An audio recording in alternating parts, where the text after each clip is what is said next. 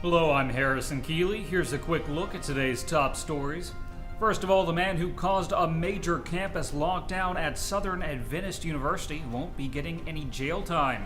James Gaines had been charged with making false reports and faced up to 3 years in prison.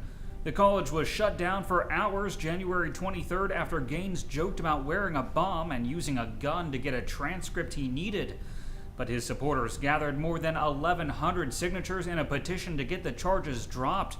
Gaines wrote a letter of apology and agreed to continue counseling, as well as perform 8 hours of community service.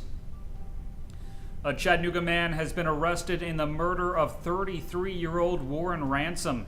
32-year-old Marcus Oneal Birt is charged with homicide, aggravated robbery, and possession of a firearm. Ransom was found dead on the side of Hooker Road on March 1st. He was killed by a single gunshot to the head at close range. Authorities believe he was killed in the same spot where he was found.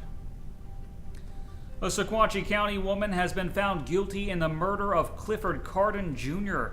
38-year-old Susan Lynette Baker was charged with shooting Carden, dumping his body in the river, burning his car, and then going on a spending spree with his money.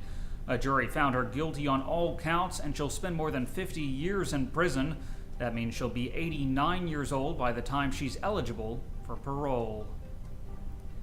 Hamilton County is spending close to $400 a day on one of the most expensive prisoners it's ever had.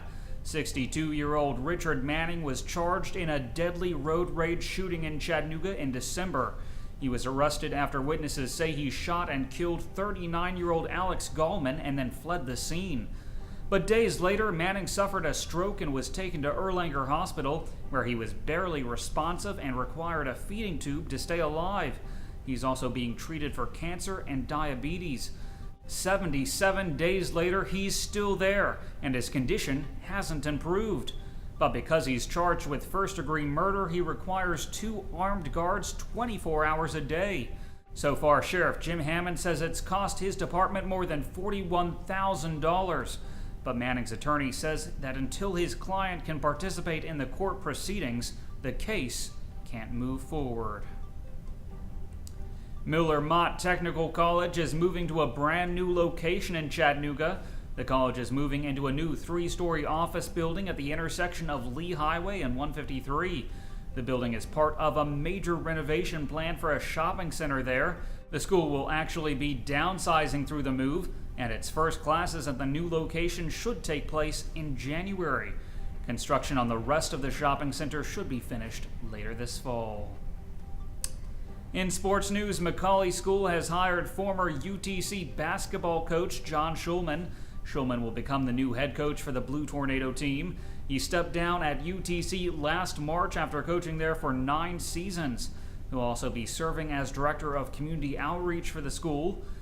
In addition, former UTC assistant David Conradi has been named the new head basketball coach at Chattanooga Christian School. Current coach Jim Arnold says he's retiring from that job to focus on his role as middle school principal.